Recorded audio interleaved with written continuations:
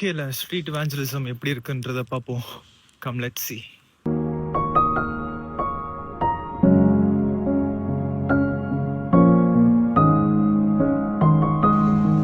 And this contains the very word of God. This is the word of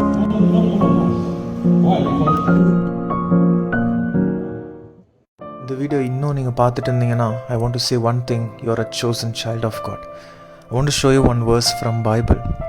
1 பேதுரு 2வது அதிகாரம் வசனம் 9 சொல்லப்பட்டிருக்கு, நீங்களோ உங்களை அந்தகாரத்தினின்று தம்முடைய ஆச்சரியமான ஒளிநடத்திற்கு வரவழைத்தவருடைய புண்ணியங்களை அறிவிக்கும்படிக்கு தெரிந்து கொள்ளப்பட்ட சந்ததியாயும் ராஜரீகமான ஆசாரிய கூட்டமாயும் பரிசுத்த ஜாதியாயும் அவருக்கு சொந்தமான ஜனமாயும் இருக்கிறீர்கள். அப்போ நம்ம எப்படிப்பட்டவர்கள்ன்றதை இந்த வசனத்தில் நம்ம கிளியராக பார்க்குறோம். 1 Peter chapter 2 verse 9. You can just read it and see. அப்போ சுவிசேஷம் அறிவிக்கிறதுனா என்னென்னா, ஏசப்பா என்னோடய வாழ்க்கையில் என்ன அற்புதம் செய்தார், என்னோடய வாழ்க்கையில் ஒரு மாற்றத்தை கொடுத்தார், ஒரு புதிய வாழ்க்கையை கொடுத்தார், இருளில் இருந்த எண்ணம் வெளிச்சத்துக்கு கொண்டு வந்தார். அப்போ அதை நம்ம மற்றவங்களுக்கு ஷேர் பண்ணணும். It's like sharing the love that I felt. புரியுதா? என்னோடய வாழ்க்கையில் ஆண்டவர் எனக்காக செய்த காரியங்களை மற்றவங்களுக்கு ஷேர் பண்ணணும். மத்தேயு 28ஆம் அதிகாரம் வசனம் 19 பார்க்குறோம், ஆகையால் நீங்கள் புறப்பட்டு போய் சகல ஜாதிகளையும் சீஷராக்கி. அப்போ இந்த உலகத்தில் இருக்கிற அநேகரும் நம்ம என்ன பண்ணுவோம், சீஷர்கள் ஆக்க வேண்டும்.